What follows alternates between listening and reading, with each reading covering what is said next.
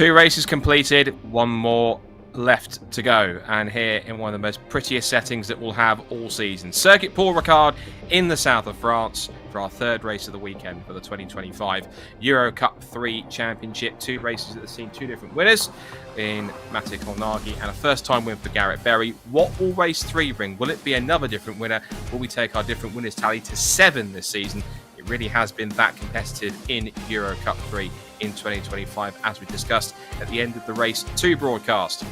Once again, hello everybody, Scott Woodwist to guide you through all the action once more, alongside down the ground our roving reporter Alex Garcia, who will bring in very shortly as we get into racing. Once again, the cars are heading out onto the track. Alex, you're down on the ground once again. It's been pretty warm all weekend so far. My reading on the weather says 26 degrees and still about 60% humidity. Goes to 27 now, in fact.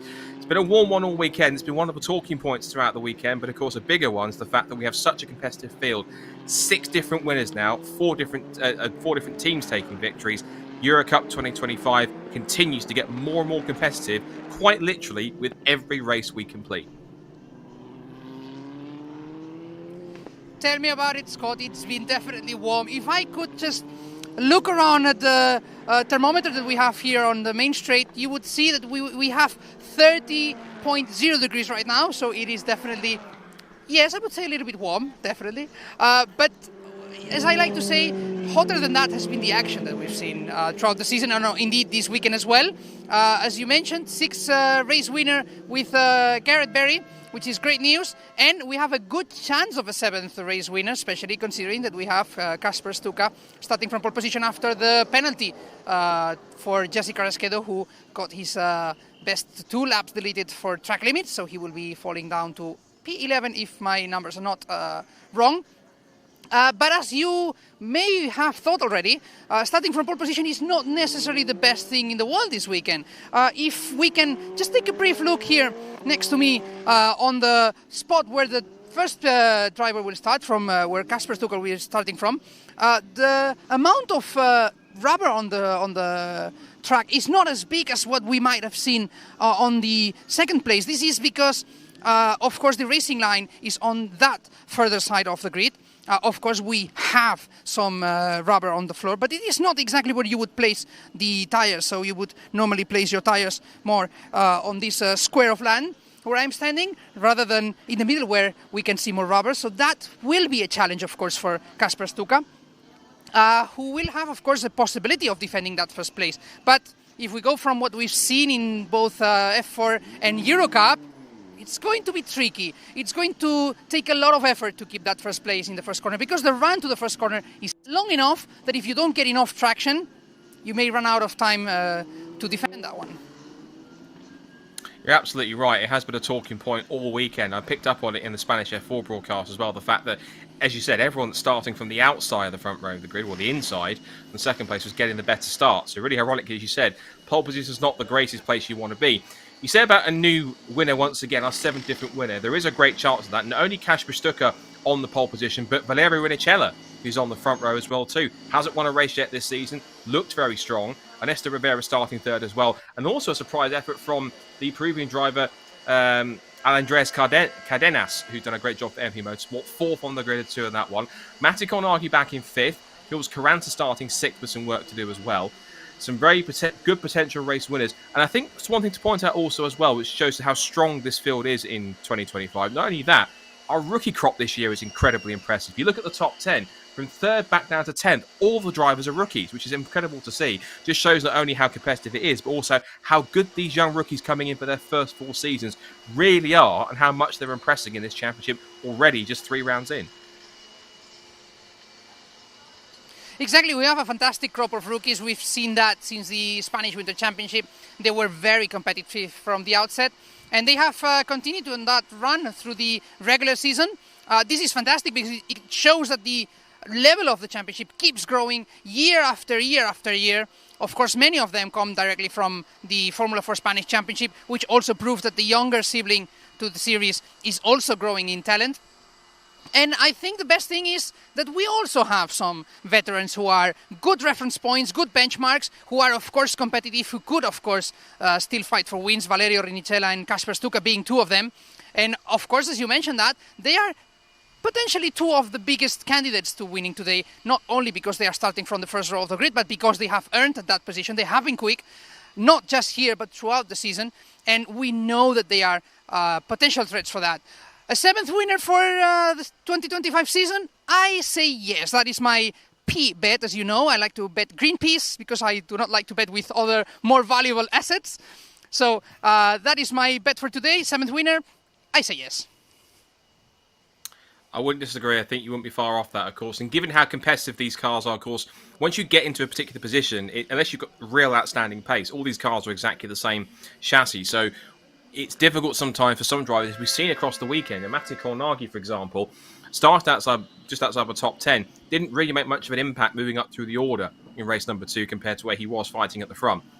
So that can be a big factor in this particular run. And I love the fact we call the likes of Kasper Stucker and Ricard and Carrasqueda and even Emo Fittipaldi Jr., we call them veterans. They're veterans in junior single-seater sense, but in terms of age, they're definitely not. If you're looking for kind of more veteran age, you can't get much more veteran in some cases, even though it is their first season, ironically, in the championship, from the duo of Linus and Emil Hellberg as well, who are towards the back of the grid. According to my research, Linus is 36, Emil's 49, so age is both a number for them, just racing for the sake of it.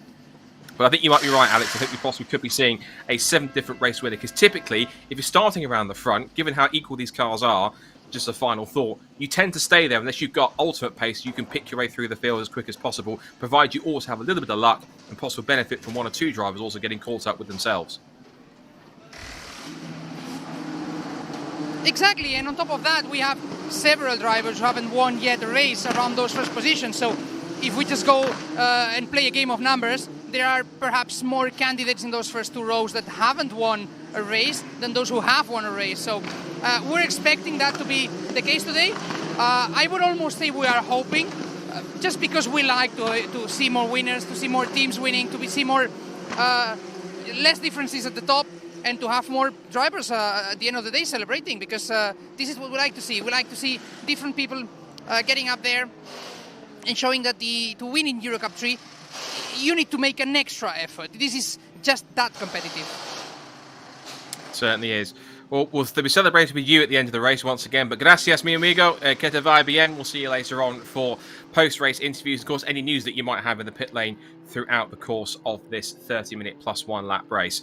So the car's off on their formation lap for their 3rd and final race of the weekend. And as you mentioned, the grid is set by the qualifying results from qualifying 2 this morning. But there has been a change because of Jesse Carrasqueda having his 2 best laps deleted, so therefore he starts outside the top 10. That means then that Kasper Stucker will start on pole position for Griffin Court alongside Valerio Rinicella on the front row of the grid alongside him. And again, watch for Rinicella. If he gets a good start, there is every chance that he will beat Stucker down towards turn 1, because we know how grippy it is on the front row of the grid in the 2nd spot rather than pole, being on the racing line. You then have Ernesto Rivera and Andreas Cardenas for MP Motorsport on the 2nd row of the grid. Next is race 1 winner from yesterday, Matej Kolnagi. He's the only repeat winner so far this year. He starts back in 5th alongside Jules Carranza in the Campos Racing Red Bull car. His fellow Red Bull racer Enzo Tarbanichkul will start in 7th on row 4 alongside Maciej Gladish for MP Motorsport. And the top 10 for this race completed by Francisco Macedo, who took a podium yesterday, his first podium in the championship, in 2nd,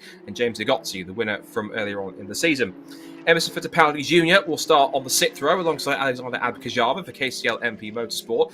Then we find on row 7 yesterday's race 2 winner, Garrett Berry, who it says is from the UK, but I'm pretty certain everywhere else I've seen he's from the US. So he starts on the 7th row of the grid alongside his fellow US driver Preston Lambert. Next we have Owen Tangavelu and Lorenzo Castillo, who are on row 8. Row 9 is Luciano Morano and Oscar Wirtz, who is the son of former F1 racer and Le Mans winner Alex Wirtz and the brother of Charlie Wirtz.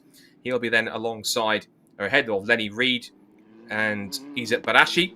Then we have Alessandro Famolaro, who retired from yesterday, Zach Sculler, who is from New Zealand for Polo Motorsport, and Christian Cantu, Alceo Feldman, and Emil Hellberg will be at the back of the grid in 26th. I think possibly Linus Hellberg was outside the maximum qualifying time, so I don't think he might have been given permission to race. If he has or not, we'll wait and see if we have 2 of the Ally Racing cars at the back of the grid rather than just the one. If it is just the one, it is Emil who'll be on the grid and not Linus. So just a reminder, 25 points for a win. It's same point structure as Formula 1, so 25 points for a win. Then 18, 15, 12, 10, 8, 6, 4, 2, 1. You also get 2 points for pole and a fastest lap point on top of that as well. So looking at the back of the field, that is one Ally Racing car. I think that's the only Ally Racing car we might have. So it looks as though, sadly, that Linus Hellberg being outer side of the, what you could call in many cases, the 107%. Oh no, he is there, in fact. There's the other car in there. So both Ally Racing cars have been allowed to start. Maybe because of a legacy, because he was inside the time before. Might have been an issue for Linus, but he has been allowed to start this race. So we do have 27 EuroCup-3 cars ready to rumble. The Hellberg brothers line up at the back of the field.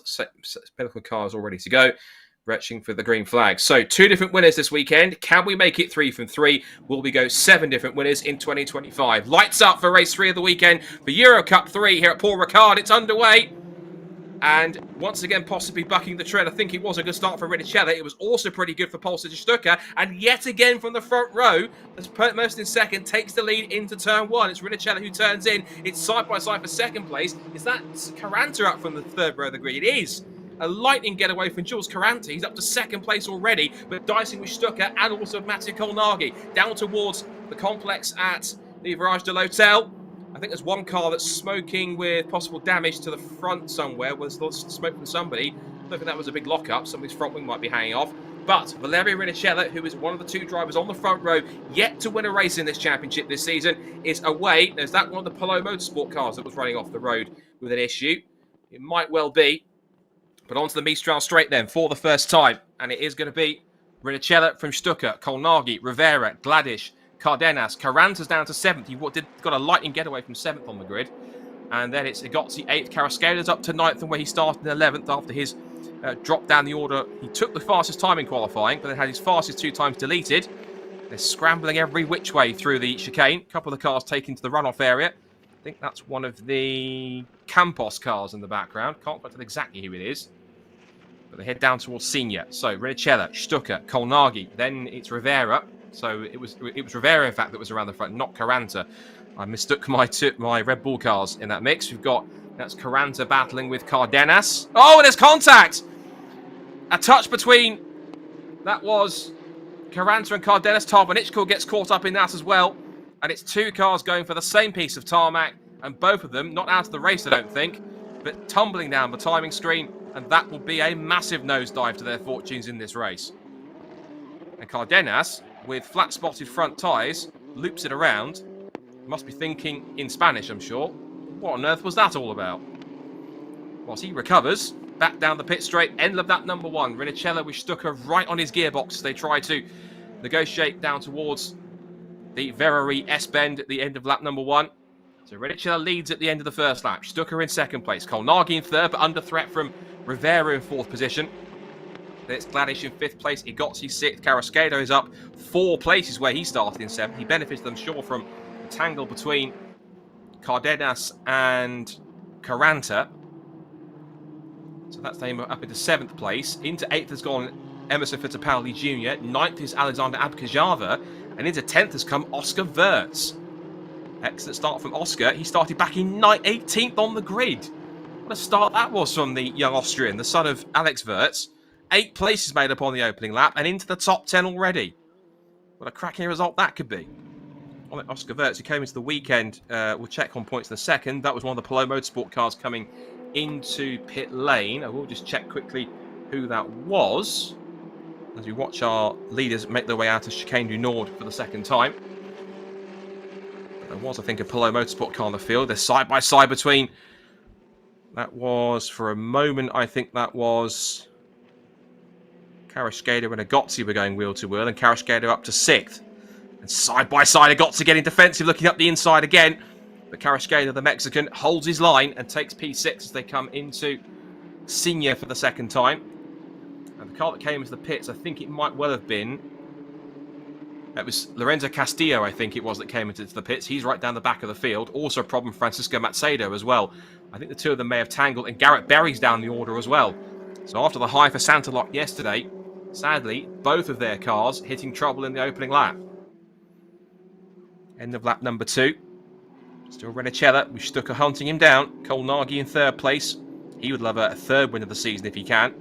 That really thrusts him into title contention if he can make that happen. Remember, 30 minutes plus 1 lap. We've already passed nearly 4 minutes of the race. We're into 25 minutes and 3/4 plus a lap to go. And Rivera, of course, he came into the weekend championship leader, has now fallen behind Colnaghi after these first two races at Paul Ricard. He's 5 points back from the Italian. And the young Mexican, who is one of 3 Red Bull-backed drivers, you can tell that because their car adorns the traditional Red Bull livery, mimicking that of the Formula 1 team, is on the tail. Now, we're going to get a replay here of what happened at the start. So, of course, the rapid start was from Ernesto Rivera, I think, looking back at the grid, because, yeah, Rivera started... Looking back at the starting grid, Rivera started, he started 4th, so he was right in the mix there with Stucker and Rinicella. This is what happened between Cardenas and Caranta, and Cardenas just loses the back end, and as he tries to control it, he slides into Caranta. They both spin in practically perfect harmony, and that super high grip surface is making sure both catch in, and then off in sympathy trying to avoid it all was Enzo Tarbanichkul. And he lost time, and Tarbanichkul's down to 11th place, whereas Caranta is down to 23rd, ahead of Cardenas in 24th. A lot of work to do to get themselves back in the order to get any kind of a result. They'll be hoping for a safety car if they can pull in a few more positions. Looking up the inside there, meanwhile, is Caranta's colleagues. Ernesto Rivera challenging Mattia Colnaghi for that final podium place. It's still Rinicella in front. It's still Stucker in second place. Both Rinicella and Stucker would love a race victory. And again, would further cement the competitiveness of EuroCup-3 if we get a 7th different winner in the championship. As diving up the inside went Rivera. He showed his nose in towards Virage Dupont. But Colnaghi was wise to it. And he is going defensive down the pit straight. He's gone to the racing line, but Rivera is right there in his wheel tracks, catching the toe from the MP Motorsport car. And the Mexican just darts out, again puts himself into the mirrors of the Italian, trying to distract him as he goes through Verari. Up towards the complex of corners here, which starts with the Virage de l'Hotel. You can see the blue lines on the inside of the circuit. That's this high grip surface. They kind of do away with any gravel trap, so to speak. It's pretty much all this very high grip surface. It's got, I think, a little bit of metal in it when they've been painted down. And the different colours, I mean, just showcase how grippy it is. It's quite grippy surface on the blue lines. It gets grippier, super grippy lines on the red. The only difference is that if you slide off on those lines or use the runoff too much, you could possibly tear up those Hankook tyres. Side by side for third, Rivera gets the toe, pulls himself alongside Colnaghi, and is into a podium place. Colnaghi will try and fight back under brakes, but the move is done, and Rivera, the man who was leading the championship coming into the weekend, is up into a podium place. Winding the way out of the Nord Chicane on the back straight of the Mistral. And I think now Rinicella's starting to feel a little bit of pressure from Stucker as he's got a little bit of a toe there. There could be a 4-car fight on for fourth and third because Rivera still has Colnaghi behind him. And now also closing in are both Maciej Gladic of Poland and Hesse Karaskeida. Now remember, Hesse started back in 11th position. He's up to 6th. And he took fastest time in qualifying. If he had his time stay, he would have been on pole by just about a fraction under a 10th of a second. He was 0.099 quicker than Stucker in qualifying. It could have been an all-Griffin core front row, but having 2 times disallowed meant that he had to drop down to outside the top 10. But the pace of the Mexican is certainly proving pretty potent at the moment as he charges his way up the order.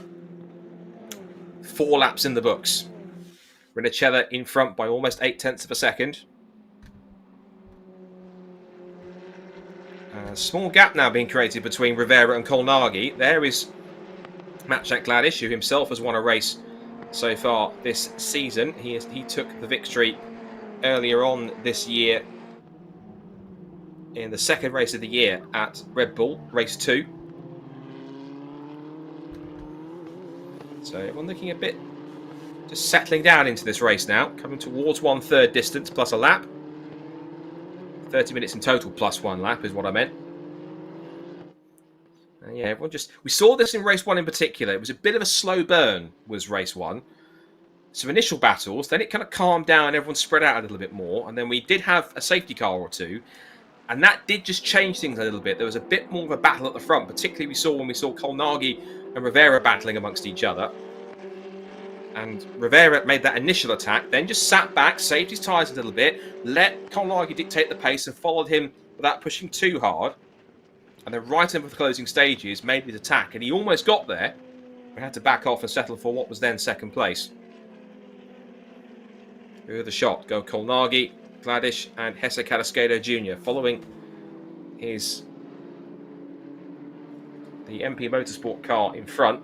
Because Gladish's car is not the typical orange that you'd find with most of the MP Motorsport cars. His looks very similar to the Griffin Core cars. It's white with kind of red and blue accents, and to match the colour of some of his sponsors on the car as well. But he runs in the same stable. And you see there, Gladish just starting to put Colnaghi under a little bit of pressure. As Ricard has now got the lead out to almost a second. Stucker has the fastest lap of the race. 2 minutes 1.420. He's fractions faster than Ricard. Very evenly matched at the front. All the top 3 drivers did a 2 minute 1.4. But the best of them was Stucker with a 4.420. It was 0.423 for Ricard, 0.450 for Rivera. So that's how close the pace is at the front.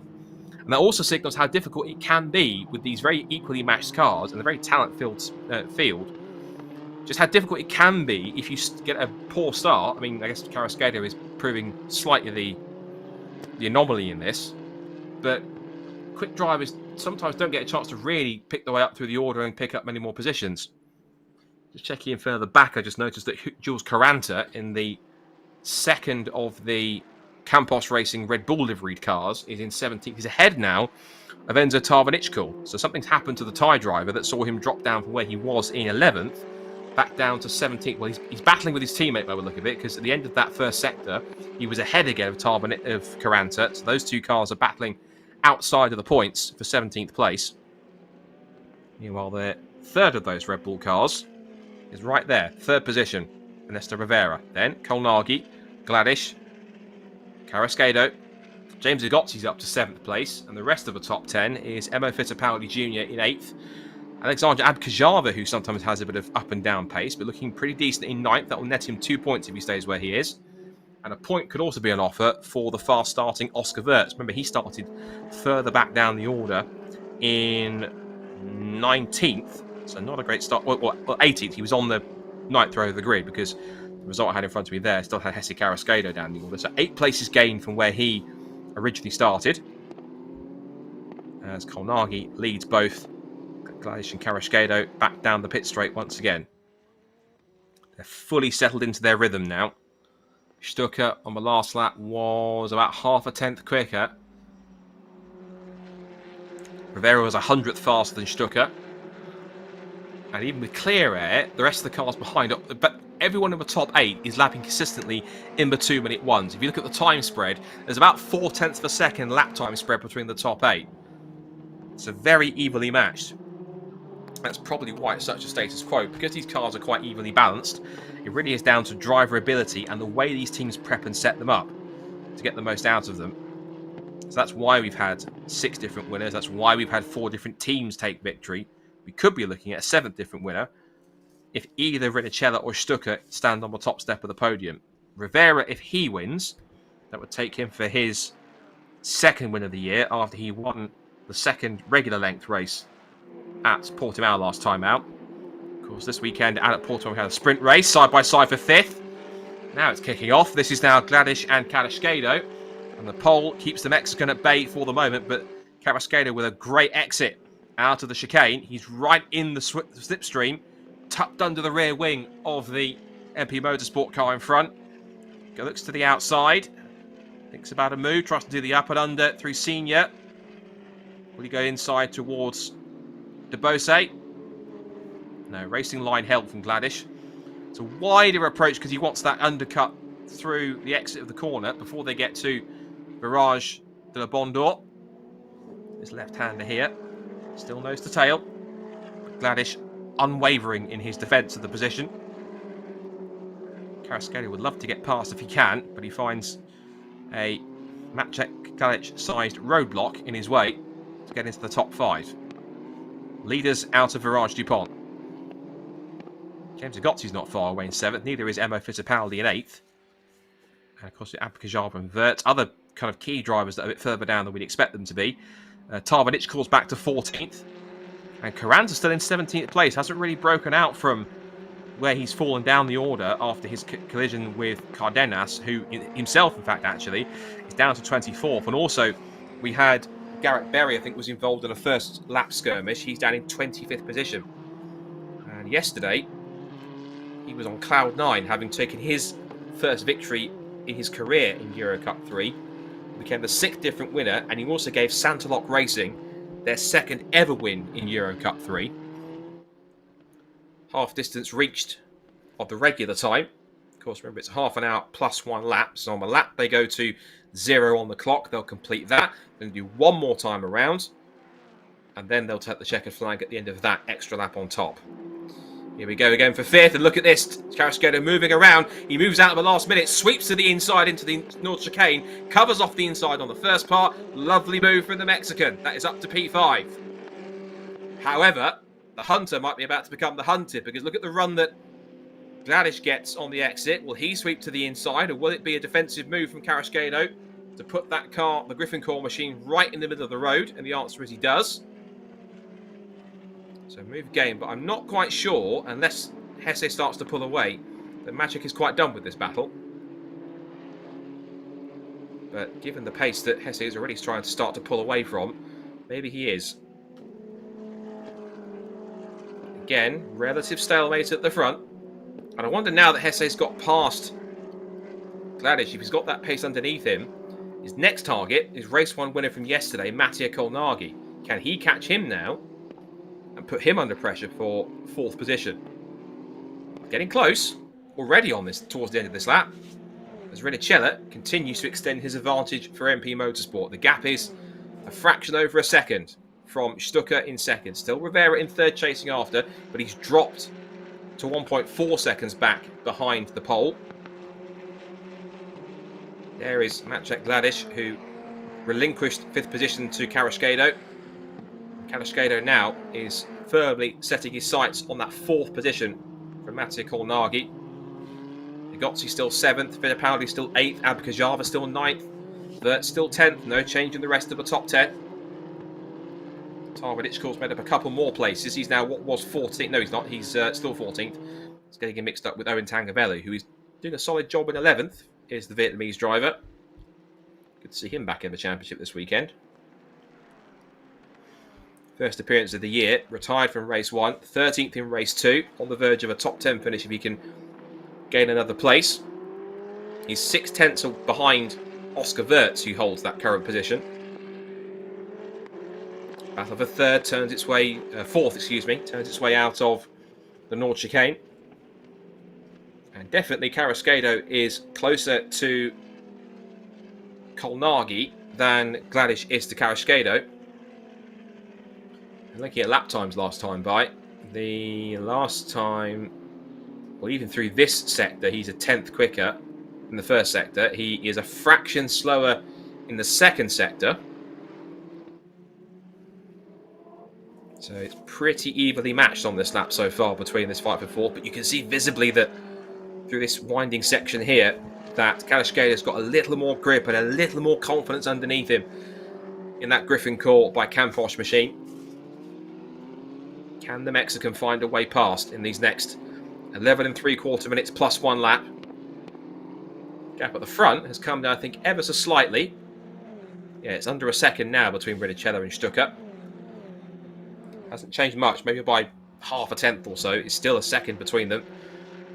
And the gap is now, I think, 1.5 seconds between Stucker and Rivera. So that's improved.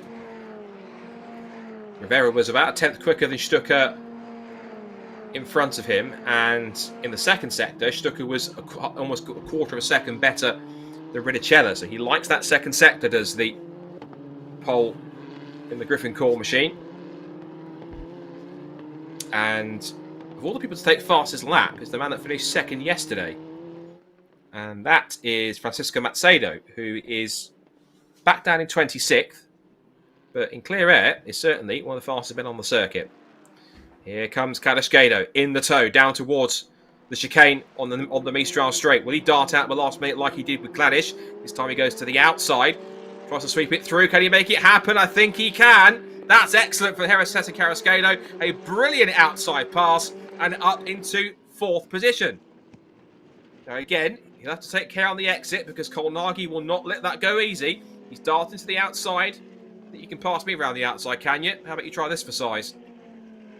But there's nothing doing. And Carrasquedo with an excellent move around the outside into chicane Nord will send the Mexican fans watching into absolute raptures. Now then, with just over 10 minutes plus a lap to go, now the next question, can he catch his fellow Mexican, Ernesto Rivera, and deny him a podium finish? Well, the gap at the front between Rivera and Carrasquedo is about 3.2 seconds. So we'll have to wait and see what kind of lap times he can lay down in order to pull that gap together.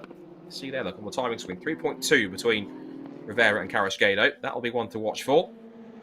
Back down the pit straight. Rinicella, Stucker, Rivera. Now Carrasquedo up to 4th.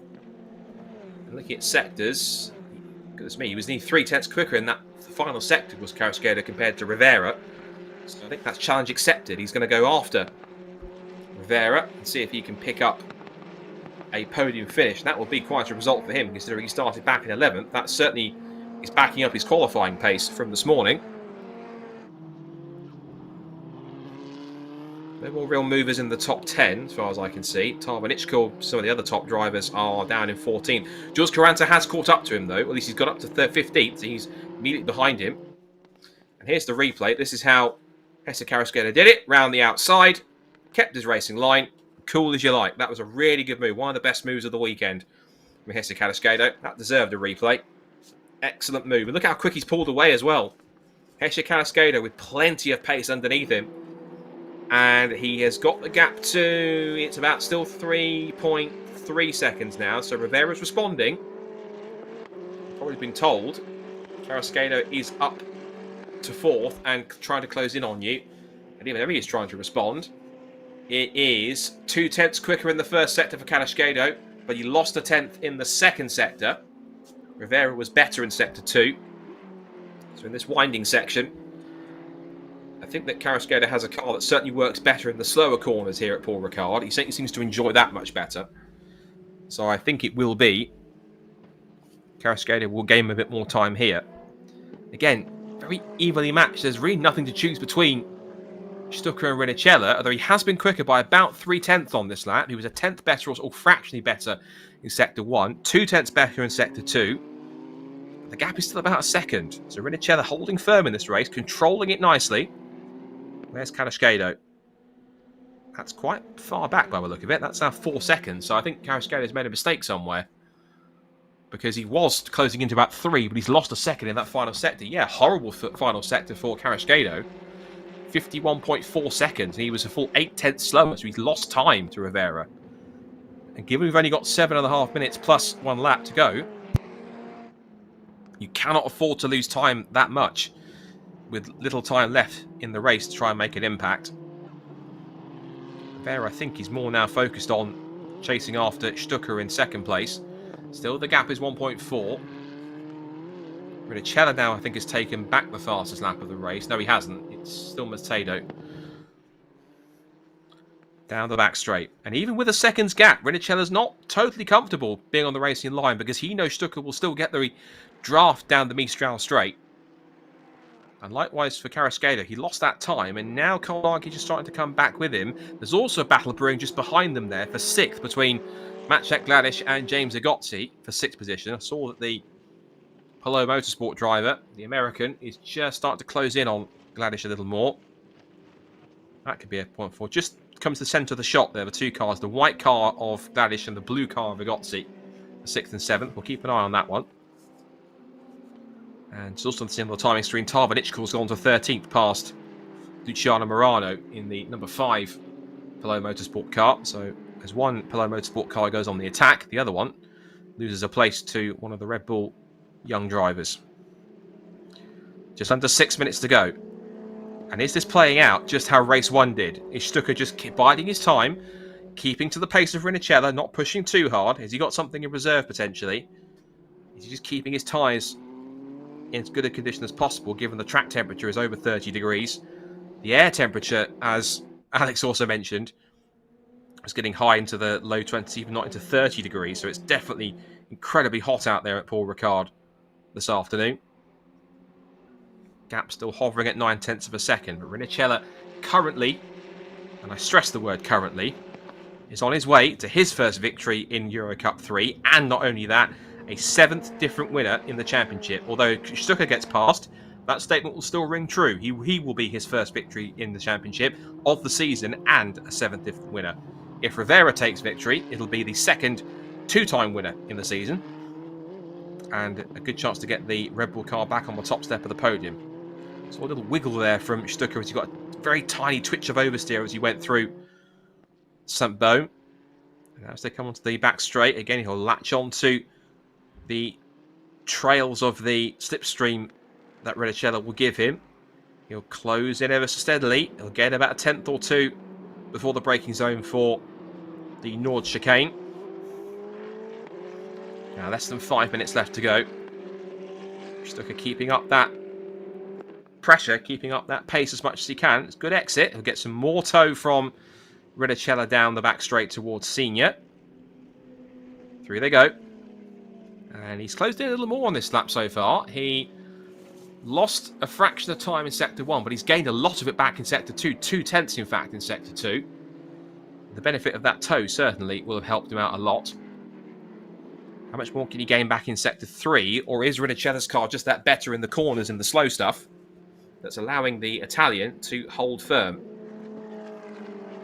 And Rivera is 1.7 seconds back now. He's 2.4 seconds off the lead. And yeah, about 1.7 off of second place. But Stucker is getting visibly closer. Closer than he has been for most of the race. He's again benefiting from the tow down the back, the pit straight. Across the line they come. What's the gap this time? Is it under 7/10? Just over. It is now 0.6 of a second now. So Stucker, I think he's doing exactly what Rivera did in race 1. Held back, saved his tyres, conserved his pace a little bit, just run with the pace Rinicella has, because he knows he's got more underneath him, and then start to put the pressure on, then start to attack. Then he can start to press for that first win. He's got probably 2 more laps at the end of this one, so basically just under 3 to try and make it happen. First sector matches Rinicella, so he's looking pretty close. And he's going to be much closer down the back straight. He was 8/10 back, now he's about 6th. And look, you can see Rinicella is much more aggressively trying to break that toe because he knows that Stucker is much closer this time. Stucker will be closing in, benefiting, close that gap down. He might get to just under half a second by the time they get towards the chicane. He's not far off that. Out through chicane north. Good exit here will help Stucker, and it is a decent exit. And again, he'll get another part of the Mistral straight, another dose of slipstream. And again, trying to break it from side to side. It's not blocking. He's simply just trying to break the toe. And the gap is practically half a second. So here comes Kasper Stucker then. It's under half a second now. Just drifted out a tiny bit wide. Trying to carry a little more momentum through the corner. 2 laps to go at the end of this one. Let's see what Stucker has then. He's kept his powder dry a little bit. Now he's starting to put the pressure on. And if these two continue on, in whichever order they cross the line and take the flag, it will be a first-time winner and a 7th different winner. But I guess the question now has to be, which of them take the flag first? Is it going to be MP Motorsport? Is it going to be Griffin Core by Camposh? Or is something going to happen that potentially could bring Ernesto Rivera right into play here? Across the line they go. Now the gap's gone back out in that one. I think possibly running wide in Sector 3 at De Beausset might have given Rinicella a couple of tenths back. But they come through the Verrerie S-bend at the beginning of lap 15. 2 laps to go. I have to say one driver whose pace has really faded is Jesse Cadasquedo, because he's not closing in as much as I thought he would be. He's 3.6 seconds off Rivera in third place. But Kolnagi, to be fair, has also dropped backwards. He's only 7/10 ahead of Matej Kolnagi, so that could be a late battle to keep our eyes on in the background. Once again, Mistral straight. Once again, Rinicella just trying to get himself out of the draft, but every move that Rinicella makes, Stucker is in lockstep. He is right behind him, trying to close in. The toe did help. He's not as close as he was a lap before. He's still 7/10 back. A tighter run through the chicane. Slightly wider on exit there from Rinicella. That will help Stucker's momentum, and he is looking pretty close. He was 3/4 second. He's lost 1/4 second, in fact, because that wide exit. So the run off the chicane that Rinicella didn't quite want has now really brought Stucker back into play, and he's now inside by just under 4/10. It's incredible what the exit of one corner can do to change the complexion. He's halved the gap in one corner. So 4/10. And if Stucker's going to have to make it done, he's going to have to get on with this and press him hard now. This is the opportunity, the best opportunity he's had all race. He is 4/10 behind, heading on to the final lap of the race. It is either going to be the Italian or the Polish national anthem on the top step of the podium being rung out. But which one is it going to be? Out to Virage DuPont for the second to last time, up to the last lap board, and again, look, to the pit wall. Rinicella going one way, then the other, trying to break the toe from Stucker, who is locked onto his gearbox as they start the last lap of the race.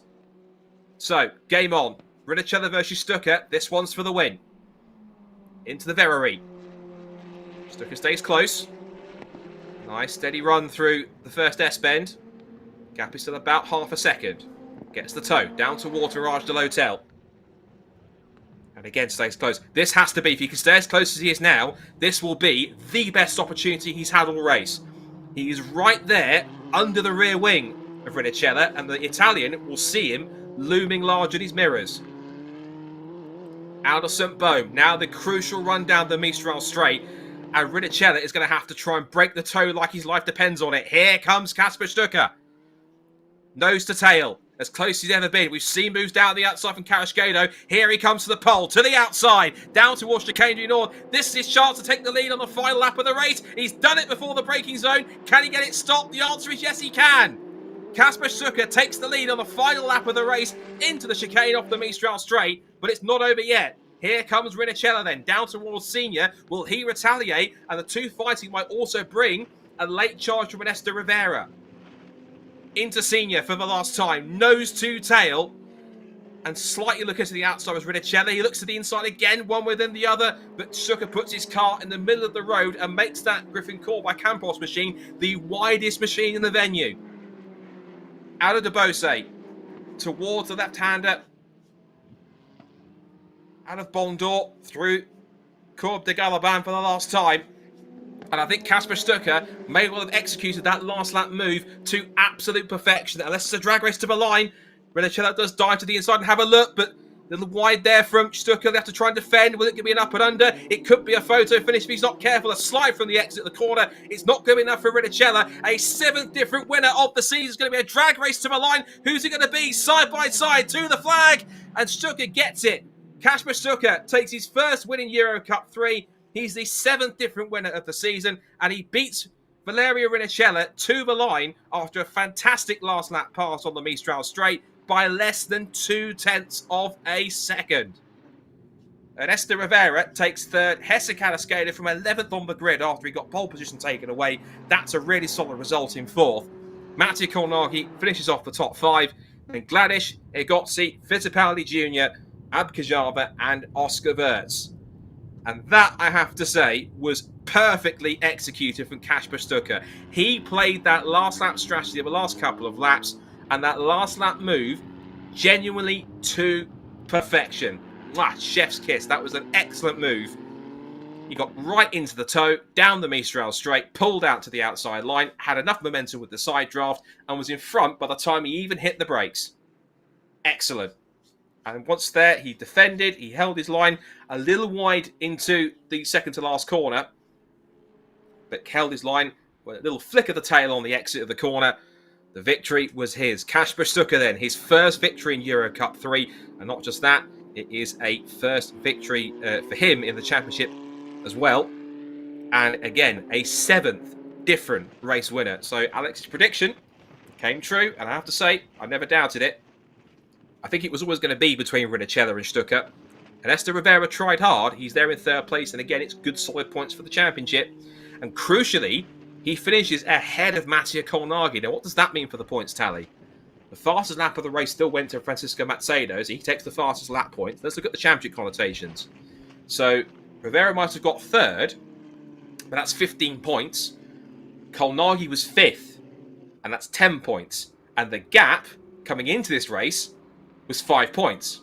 So I think this will now put Colnaghi and Rivera level on points going into the next round at Monza, but I think Colnaghi will be ahead on countback of wins because Rivera's had 1, Colnaghi's had 2, courtesy of his race 1 win earlier on yesterday. So I think we're going to go to Monza with the top two in the championship having scored, Rivera scoring 15 points and Colnaghi respectively 10. So Colnaghi has 89 points coming into the weekend, plus the 10 is 99. And Rivera had 84 points coming into this race, plus 15, 99. So the top two, I think, are going to be level on points on the championship, but I'd give it to Colnaghi in the lead, so still leading on countback of race victories. That's how I work it out with my basic GCSE maths, and it's funny because it's true. So another new winner to celebrate. It is a victory, of course, as well for Griffin Court. And Griffin Court, has the Griffin Court squad won a race this year? No, they haven't. So that's actually technically another new team winning. Yes, it's the Griffin Court by Campos team, but they entered as a separate team on the entry list compared to the kind of main Campos racing squad in inverted commas. So the Griffin Court squad get their first EUROCUP-3 victory of the season, and pulling up to P number 1 for the very first time to applause from his team is Kasper Stucker, and I think he can't quite believe it. I think Nathan Ty was in a bit of disbelief, but here comes the celebration. Your 7th different winner in EUROCUP-3, Kasper Stucker from Poland for Griffin Court by Campos. A leap from the top of the car, and naturally goes over to his team. There's the handshake and the embrace, and again, a first win always means a lot. As you said before, you never forget your first win. Lots of smiles all around for Griffin Court. They're delighted with that.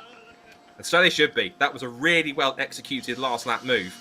Stuck it again, bided his time, kept his tyres in good condition, stayed close when he had to, pulled off the move. Genuinely, I don't say it very often, to perfection. Got a great slipstream on the back of Rinichella, pulled out to the outside and got the pass done before he even hit the brakes for the chicane. Excellent. And that will certainly boost his chances of the championship as well. Kasper Stucker came into the weekend, came into this race, third in the championship, 25 points. Oh, what does this do for the championship? It gives him, I think it gives Kasper Stucker the lead. Because 25 points from 77 is 102. So I think Kasper Stucker as well, if Alex is listening, I think this gives Kasper Stucker the lead in the championship. So it'll be actually Kasper Stucker leading the championship and level for second place between Colnaghi and Rivera, but Colnaghi should still be, provided there's nothing post-race we need to worry about, in second place ahead of Rivera on courtesy of countback of wins. So actually with that victory it was more crucial than we thought, but I realised. So Kasper Stucker then, with that victory, I think has now lifted himself right into full championship contention. 3 points. No, sorry, let's work this out a little bit. 5 points in fact, I think. Ahead of... No, 3 points. It is 3 points. 3 points ahead of Colnaghi and Rivera. Ignore my GCSE maths to work it out, but there's a victory to celebrate. Kasper Stucker, smile on his face, fist in the air, and why not? Excellent job. Right, let's have a chat with our brand new race winner, our 7th different race winner of the season. How many more are we going to get? He's down there with Alex. Kasper Stucker, first time winner in EUROCUP-3. Kasper Stucker, brand new winner in EUROCUP-3 and new championship leader. How does that sound? Oh, I lead the championship, so cool. Yeah. All right, yeah, the race was tense, yeah. The start was not good. I dropped almost to P3. Then I had to fight in the first chicane, and then I was controlling the pace until the very last lap, and then I got the attack. I passed Valerio, and yeah, I'm super happy. It was very tense, but yeah, I think it feels even better this way. Was the race all about controlling the tire management as well? Because in this type of temperature, having tires to attack at the end must have helped you. Yeah, it's really warm. I think I used my experience to save the tires better than the rest. And it paid off. I had the grip in the last lap and stick the move inside of T8. Well, I mean outside of T8, but yeah, that was fun. Good race. I like this track. Good qualifying, and yeah, very happy to finish the weekend like this. Expectations for the next weekend when we go to Monza? Completely different track. Yeah, it is, but I think it's going to be even more tense with these long straights. Yeah, I expect really nice racing. As I saw today, it can be really nice in EUROCUP-3. So yeah, I hope for more of this action, and I hope to keep the lead. All right, Casper, congratulations, enjoy the win, and ready for the next one. Thank you very much. As we were saying, Kasper Stuka, the newest race winner in EUROCUP-3, and what's more, this is already a record for the series, because we had 5 different winners last year and 4 different winners 2 years ago. So this is officially the most diverse EuroCup-3 season in terms of number of different race winners, which is fantastic. And let me tell you, I don't think this is over yet. Also, I said 6, it is of course 7th race winner, but this isn't over yet because we will have, I think, still 1 or 2 more race winners potentially in the next couple of rounds. I have to agree, given the fact that we've still got, again, Valerio Vincenzo denied a victory there on the last lap, but still he could take a victory. Others that have the potential, I think, as well. On top of that, I think Jules Carranza should be able to take a victory. He's come close a couple of times, taking a couple of podiums. You can throw other drivers in there. Enzo Tarbanichko, Francisco Matseda, who was on the podium yesterday. Cardenas could get it with the mix. I think you're absolutely right. We've got 7 different winners already. We've only had 9 races. That's almost unfathomable. 8 races, in fact, forgive me, correct me. That's incredible to see. And again, there's so much potential that more drivers are going to get stronger. This field's going to get closer. And I think we're going to see, again, a really diverse run. And of course, as well, now we've got 3 drivers by our maths covered by 3 points in the championship at half distance. This is going to go down to the wire, isn't it? Absolutely, and especially considering that the next few rounds are not maybe places where we might have results that we should expect. We mentioned this before, but Monza is going to be an outlier in many ways. Kasper mentioned it himself, it's going to be super tense.